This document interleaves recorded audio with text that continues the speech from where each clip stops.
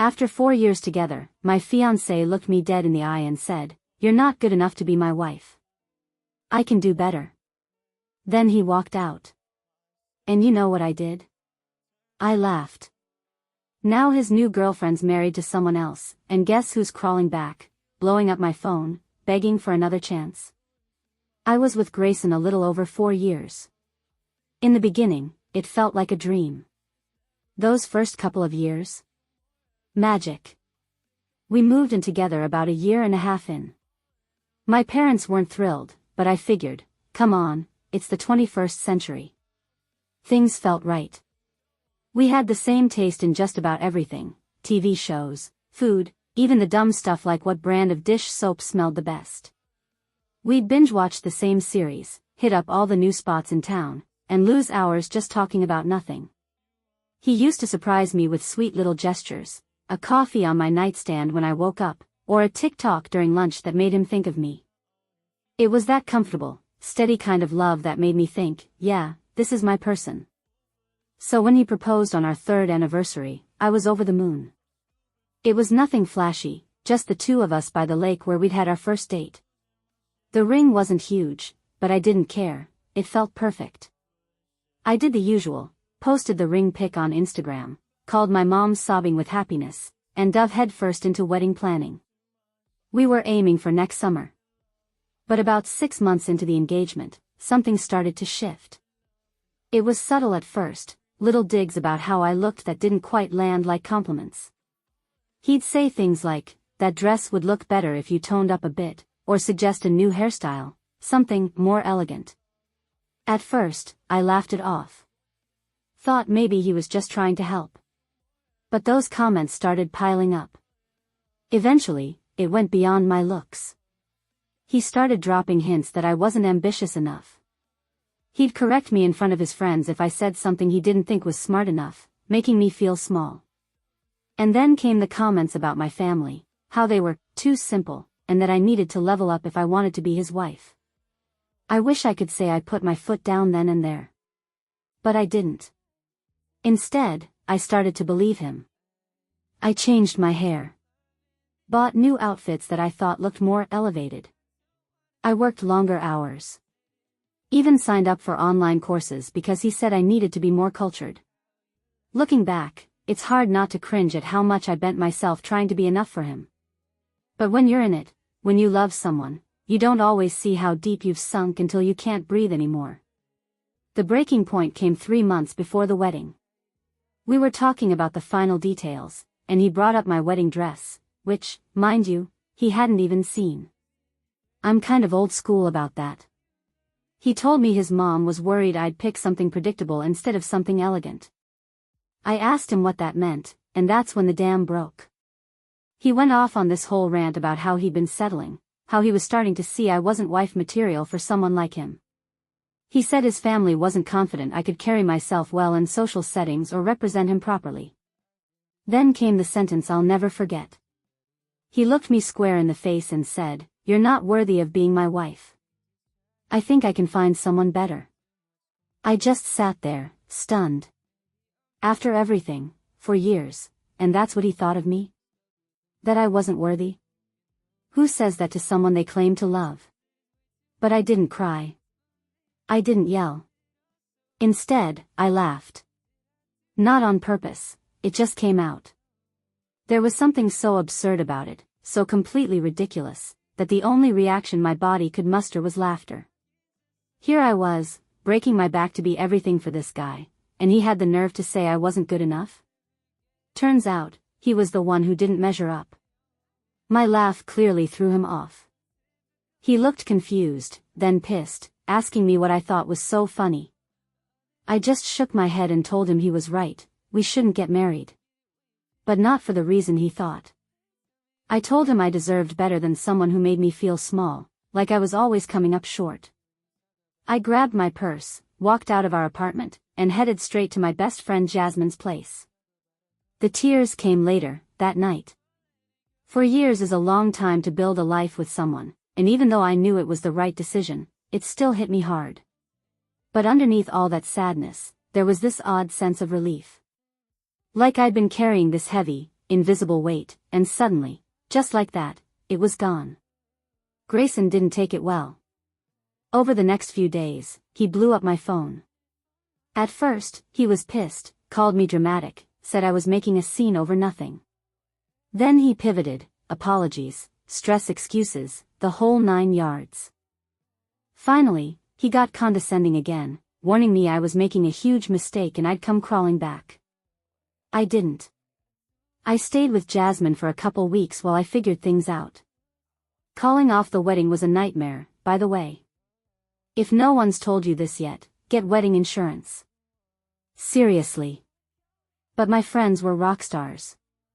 They helped cancel everything, return gifts, and break the news gently to guests. My parents backed me too, though I could see my mom was worried about what people in our little town would say. And yeah, the gossip was brutal. The worst part was going back to get my stuff. I planned it so he'd be at work, but of course, he showed up halfway through. One minute he was begging me to reconsider, the next he was cold and smug, saying I was making the biggest mistake of my life. He actually said, "Good luck finding someone else at your age." As if 29 is somehow ancient, like, come on. What hit me hardest was how he seemed more upset about the optics than the fact that we were over. He kept going on about how embarrassing it was, how his family had already told everyone about the wedding. Not once did he say he loved me. Not once did he say he'd miss me. That's when I knew, I was absolutely doing the right thing. I found a little apartment across town and poured myself into turning it into my space. For the first time ever, I was living completely on my own. Honestly, living alone was kind of liberating. I could decorate the place exactly how I liked without anyone giving their opinion, binge whatever shows I felt like without snarky comments, and just exist without feeling constantly judged. That first month, though, it was tough. There were mornings I'd wake up reaching for him out of habit, or I'd catch myself about to text him something funny before remembering, yeah, that chapter's closed. But little by little, I started finding pieces of myself again. Parts that had gone missing while I was too busy trying to mold myself into someone he'd approve of. I picked up hobbies I'd shelved because he thought they were silly or immature. I reconnected with friends I'd drifted away from, people he never clicked with, so I just quietly stopped making time for them. Then, about 6 weeks post-breakup, word got back to me through mutual friends that Grayson was telling people I'd had some sort of mental breakdown. That's why I ended things. Classic Grayson, twisting the story so he comes out looking spotless. I thought about clapping back, setting the record straight, but honestly, I realized it didn't matter. The people who truly mattered already knew the truth. What caught me off guard, though, was how many friends reached out just to check on me. I got so many messages, some from people I hadn't spoken to in a while, just offering support, saying they'd noticed things about how Grayson talked to me and had been quietly worried. One of his cousins even messaged me to say she was proud of me for walking away. That kind of validation meant a lot, especially on the days I found myself questioning everything. Meanwhile, Grayson's texts started slowing down, but the tone got weirder, more manipulative. He'd send stuff like, "Your favorite movie's playing at the theater," or, "Finally tried that restaurant we always talked about." No apology. No accountability. Just these random little breadcrumb messages, like he was trying to lure me back into nostalgia. I didn't reply. Not once. Fast forward 3 months from that awful night, and surprisingly, I'm doing okay. Actually, better than okay. My apartment finally feels like home. Work's been going great, turns out. I do have drive and ambition when I'm not being constantly told my job isn't impressive enough. I've even dipped a toe into the dating world again. Nothing serious, just some casual coffee dates, getting back out there and reminding myself that decent men still exist. Every now and then, I'll miss what we had. 4 years is a long time, and not all of it was bad. There were real memories, good ones. But when I picture his face saying, "You're not worthy," that sentence just slams the door shut again. So here I am, single at 29, rebuilding, and honestly, I'm kind of excited. I don't have it all figured out, but for the first time in a long time, that actually feels kind of thrilling. Roughly a month after my last post, mutual friends told me he was seeing someone new. Her name's Camille, and from what I've heard, she's basically the anti-me. Comes from a wealthy background, has a high-powered job in the city, and commutes over an hour each way. According to Jasmine, who bumped into them once, she's always dressed like she's on the cover of a fashion magazine. And yeah, hearing that stung more than I wanted to admit. Even though I knew Grayson wasn't the one for me, there's something uniquely gutting about watching someone move on so quickly, like you were just a placeholder. I spiraled a little. Spent a weekend sulking, scrolling through old pictures, wondering if maybe I should have tried harder to be what he wanted. But then I reminded myself, I left because of that cruel comment, "You're not worthy." That sentence exposed exactly how little he actually valued me. And no version of love should require you to shrink yourself to fit someone else's idea of who you should be. That's something therapy helped me see clearly. Yep, I started therapy after the breakup. And honestly, game changer. Anyway, that following Monday, I forced myself out of the apartment and met up with Jasmine for dinner. She mentioned her brother was having a birthday get-together that weekend and basically begged me to come. After some coaxing, and maybe a couple glasses of wine, LOL, I agreed. And that's where I met Leo. He's Jasmine's brother's best friend from college, just in town for the party. At first we were just chatting in a group, but somehow, we ended up on the porch swing, talking one-on-one for hours. We covered everything from our favorite podcasts to our biggest fears. There was no pressure, no cheesy pickup lines, just this really natural, easy connection. And let me be clear, I wasn't trying to jump into anything serious. I was still enjoying my independence, still healing. But Leo asked if I wanted to grab coffee the next day before he drove home, and I figured, why not? That coffee turned into lunch. Then a walk. Then dinner. We ended up spending the whole day together, and it just felt easy. He asked thoughtful questions and actually cared about the answers. He talked about his family with warmth and never once made a weird remark about my job, my looks, or what I should be doing with my life. He seemed genuinely interested in me, as I am, not as some project to improve. We started dating, not long distance exactly, since he only lives 40 minutes away, but far enough that we still had to make an effort. Some weekends he'd come to my place. Other weekends, I'd drive to his. Leo and I definitely had our fair share of those early relationship hiccups. There was that time his Roomba got stuck under the couch during our third date, letting out this awful, banshee-level screech right in the middle of a deep conversation.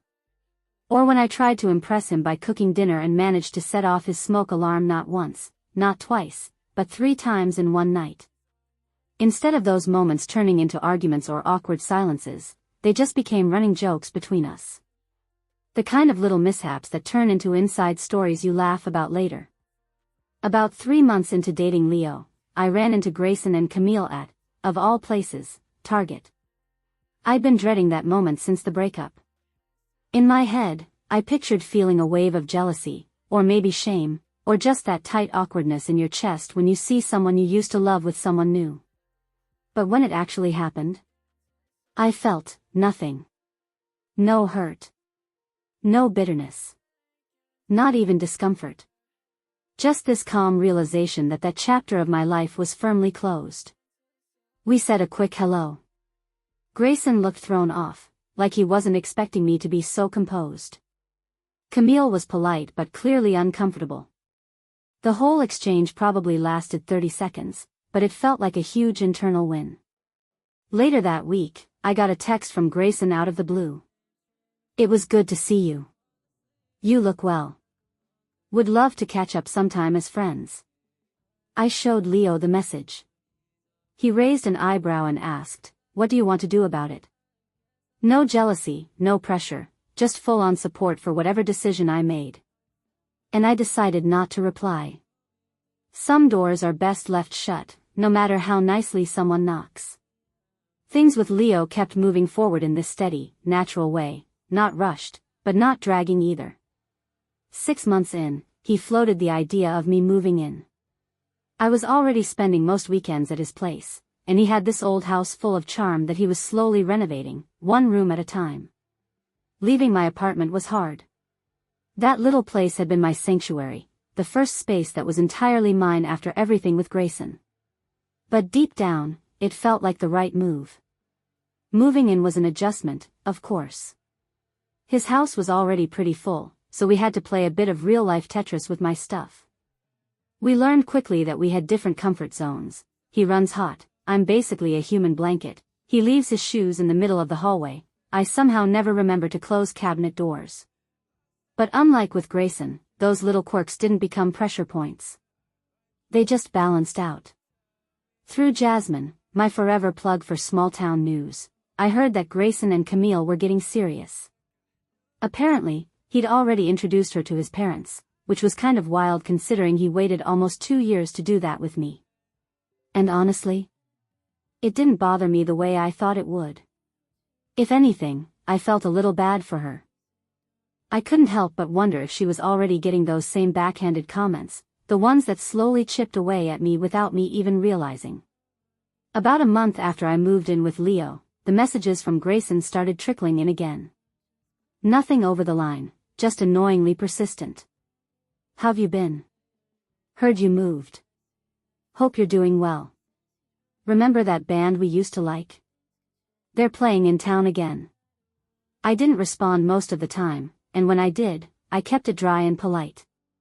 I didn't tell Leo about every message, partly because they felt so irrelevant, but I never hid them either. Then came the call.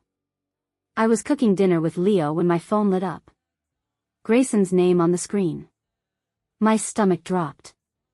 I showed Leo the caller ID, feeling this wave of old anxiety rush in. You can answer it if you want, he said, calm as ever, just letting me decide. I didn't answer. But Grayson left a voicemail. He said he wanted to meet up.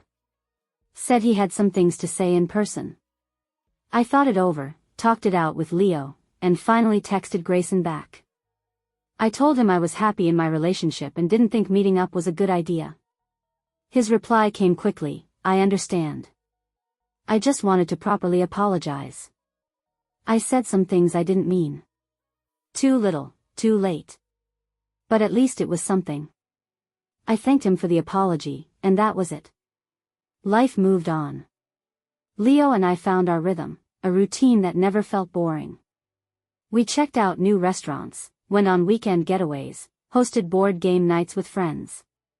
Sometimes we'd talk about the future, not in a high-pressure way, just tossing ideas around. Then, 6 months after I moved in, Leo proposed. It wasn't some Instagram-perfect spectacle. We were having a picnic by the lake, not the same one where Grayson proposed, thank God, and he just looked at me and said he couldn't picture his life without me in it. The ring was a vintage sapphire that had belonged to his grandmother. Timeless and beautiful. I cried. I laughed. And I said yes without even a flicker of hesitation. Later that evening, we were on the porch with champagne when my phone buzzed. It was a text from Grayson.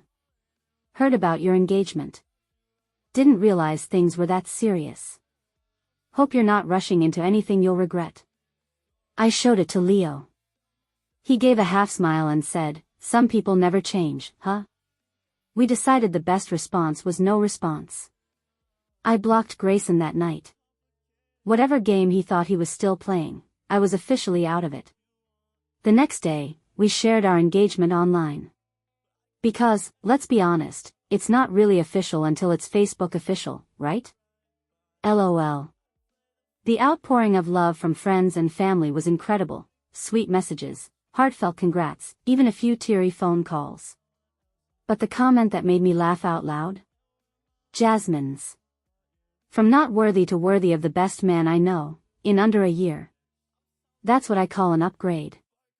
I probably should have been embarrassed she brought up my breakup so publicly, but honestly, it felt like the perfect way to sum it all up. We set a wedding date 6 months out.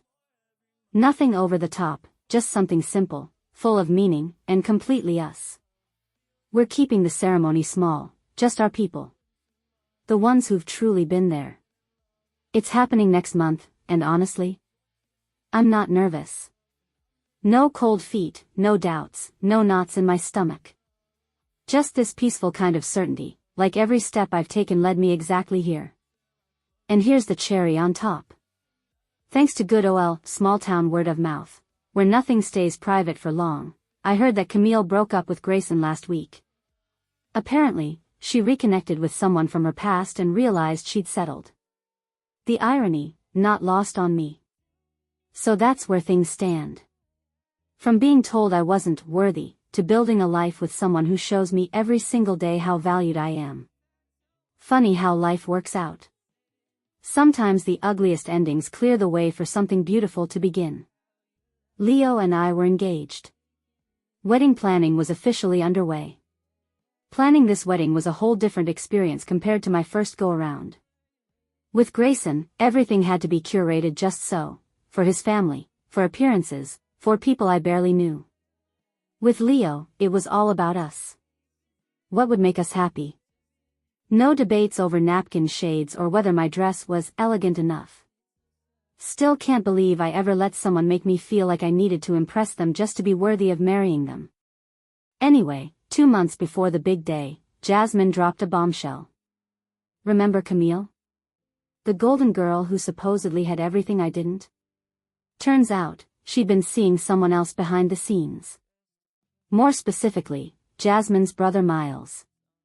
They met commuting to the city, started chatting on the train, then grabbing coffee, and, well, it escalated. She ended things with Grayson out of nowhere, and apparently, he was wrecked. And listen. I'd love to say I felt bad for him. But honestly, karma's gonna do what karma does. According to Jasmine, he went full drama, telling anyone who'd listen that Camille blindsided him, that he didn't deserve to be treated that way. Deja vu, anyone? As the wedding approached, guess who started popping up again? Yep. Grayson. Even though I'd blocked his number after Leo and I got engaged, he found his way back through Instagram. At first it was casual. Congrats on the engagement. How's the wedding planning going? I ignored most of it. Occasionally, I sent short, polite responses. Then the messages turned personal. I've been thinking about us a lot. I realize now I made a huge mistake. I showed them all to Leo. He wasn't angry, just kind of shook his head, like, of course he is. The week of the wedding, the messages ramped up. Can we talk? Just for closure. I want to apologize face to face. Are you sure you're making the right decision? That one really got me. The nerve of this man, to question my choice, after everything he said to me? After calling me unworthy of being his wife? I stopped replying completely. And then our wedding day came. And it was perfect. Not perfect in the Pinterest kind of way, but perfect in the real kind of way. It rained that morning, apparently good luck. My veil got caught in a rosebush during pictures. Leo's little nephew loudly announced he needed to pee right in the middle of our vows. And we just rolled with it, because none of those things could touch the joy in that moment. We were surrounded by people who saw us, accepted us, and celebrated us exactly as we are. Oh, and Grayson? Called me 3 times on my wedding day. My maid of honor, Jasmine, of course, had my phone. She saw the calls and silently hit decline each time. When she told me later, we both cracked up. Imagine thinking your ex will pick up the phone on her wedding day. Afterward, Leo and I headed off to this charming beachside town about 4 hours away. We rented a cozy Airbnb with an ocean view, spent our days wandering through little shops, eating absurd amounts of seafood, and just soaking up each other, free of stress, free of noise. It was the most relaxed I'd felt in years. And when we got home? 17 missed calls. All from Grayson. Plus a handful of Instagram messages. I need to talk to you. Please don't ignore me. I made a huge mistake letting you go. I showed Leo. He didn't get mad, he got concerned. He asked gently, do you want me to talk to him? Maybe it'll finally get through. I thought about it, and said yeah. Maybe it was time. And, wouldn't you know it, the opportunity came sooner than we thought. We were still unpacking when my phone rang. Grayson, again. Leo didn't hesitate. Picked it up with a cheerful, "Hello, Ruby's phone." There was a long pause.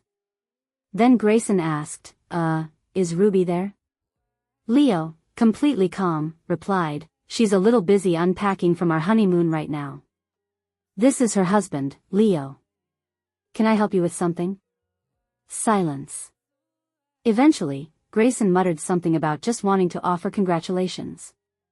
Leo thanked him, polite but firm, and told him we appreciated the kind words, but that I had moved on and would prefer not to keep in contact. No aggression. No drama. Just boundaries. And in that moment, I felt this overwhelming gratitude. That's what a real partner looks like. Grayson hasn't called since. He sent one final message. "I understand now. I'm sorry for everything. You deserve to be happy." That was the last message I ever got from Grayson. And you know what? It felt like finally turning the last page on a chapter I'd been trying to close for way too long. Looking back over everything that's happened this past year and a half, it's almost surreal to think about how wrecked I was when he told me I wasn't good enough to be his wife. At the time, it felt like my entire world was crashing down. But now, I see it for what it really was, the start of something new. Something better. These days, Leo and I are talking about buying a home together. Just a cozy place that's ours from the start. No lingering energy from past relationships. No ghosts. So, that's where life has taken me, happily married at 30, starting a brand new chapter with someone who values me just as I am. I might come back with another update someday, but for now, life is good. No, scratch that. Life is exactly as it should be. Thanks for being here, Reddit. Seriously. Your kindness meant more than you know. So, I genuinely thought my last post would be, well, my last post. But life has this funny way of serving up full circle moments, and I couldn't not share this one. Leo and I have been married for 15 months now, and about 4 months ago, after a long search, we finally found our first house. It's a quirky little 3-bedroom ranch from the 90s with bold wallpaper choices, a kitchen stuck in the early 2000s, and a yard big enough for the dog we still can't agree on, golden retriever or rescue mutt. Homeownership? Phew. It's been a wild ride. The day after we moved in, the dishwasher flooded the kitchen. 2 weeks later, we discovered a squirrel family had claimed squatters' rights in the attic. And don't even get me started on the bathroom sink that gurgles like a haunted swamp at 2 a.m. But even with all the little disasters, there's something kind of beautiful about building a home together. Leo's the muscle. I'm the logistics. We make a pretty solid team. Once we got mostly unpacked, we decided to host a housewarming party. Nothing big, just a casual afternoon get-together with around 20 close friends and family. I went full hostess mode. Spent days cleaning, styling snack platters like I was auditioning for a Food Network show, and trying to hide the fact that we hadn't finished painting the hallway. It was going great. Jasmine brought her famous buffalo chicken dip. Leo's brothers helped set up the new patio furniture. Everyone was laughing, catching up, flowing between the kitchen and backyard. I was mid-ice refill in the kitchen when Jasmine came in, looking off. She told me someone unexpected had shown up. Grayson. Yeah. That Grayson. My ex. The one who hadn't been invited. He apparently just showed up out of nowhere, bottle of wine in hand, looking a little rough around the edges. Jasmine intercepted him in the driveway and was trying to figure out how to tell me without making a scene. My first reaction? Annoyance. This was our home. Our day. The nerve of him just appearing like he still had a place in my life. But after the initial wave passed, I realized something. I didn't feel nervous. Or upset. That tight knot in my stomach I used to get just thinking about running into him? Gone. So I told Jasmine, let him in. It felt easier than causing drama. Then I went to find Leo, who was proudly showing his dad the new garage storage system, and explained what was happening. He didn't get defensive. Didn't puff up his chest. He just said, "What do you want to do?" Have I mentioned how much I love this man? We decided to go greet Grayson together. Keep it cool, polite, but clear. When we got outside, Grayson was awkwardly standing by the snack table, looking completely out of place. He'd definitely had a few drinks, wasn't wasted, just loose. He handed me the bottle of wine, which, funnily enough, was the exact kind he used to make fun of me for buying because it wasn't refined enough. At first, it was all surface-level small talk. He complimented the house. Asked about the neighborhood. Commented on the weather. All while stealing these weird glances at Leo. I kept things light. Introduced him to people as an old friend. Easier than saying, "Oh, this is my ex who once told me I wasn't good enough to marry." Then one of Leo's cousins, totally innocent, mentioned how happy we seemed together. Said we were perfect for each other. That's when things shifted. Grayson mumbled something I couldn't quite catch. It sounded like, "She wouldn't be here without me." I asked him to repeat it. And that's when the floodgates opened. He went off on this awkward, semi-slurred speech about how he'd prepared me for Leo. How his tough love had pushed me to grow. How I should thank him for our breakup because it ultimately led me to this life. I stood there speechless, mouth slightly open, while Leo stepped in, calm as ever. No yelling. No chest thumping. Just firm, steady energy. Leo didn't raise his voice. Didn't get defensive. He just looked at Grayson and said, "I'm beyond thankful she's in my life. But let's be clear, her growth has nothing to do with being torn down by someone else."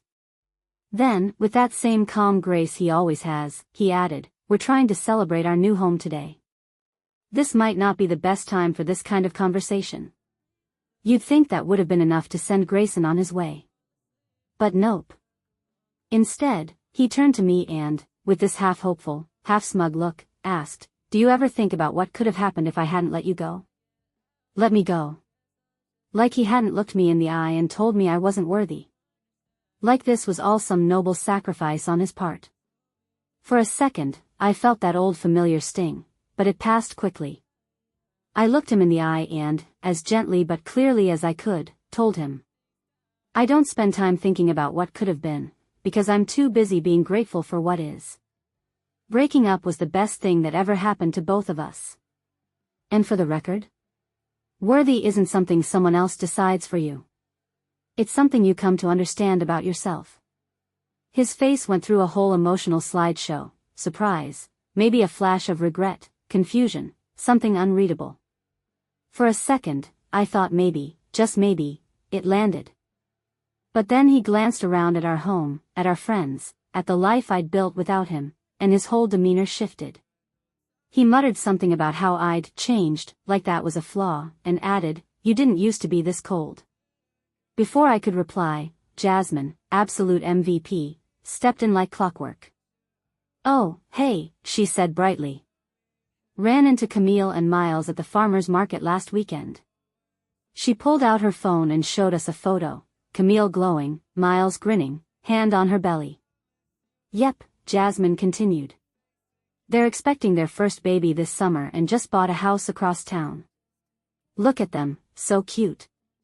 I glanced at Grayson just in time to see the math happening on his face, like he couldn't quite compute that Camille had moved on. Fully. When Jasmine casually added that Camille had called her time with Grayson a learning experience, I saw something in him break just a little. He drained his drink, muttered something about needing to be somewhere, and shuffled toward the door. Leo, ever the gentleman, offered to walk him out. I stayed behind with Jasmine, both of us avoiding eye contact because we were this close to bursting into laughter. A few minutes later, Leo returned and just shook his head. "Apparently," he said, "Grayson asked me, man to man, if you've always been this stubborn." I raised an eyebrow. Leo grinned. I told him I prefer the word self-assured. Then I suggested he grab an Uber, since it seemed like he'd been drinking a bit. And just like that, the party rolled on.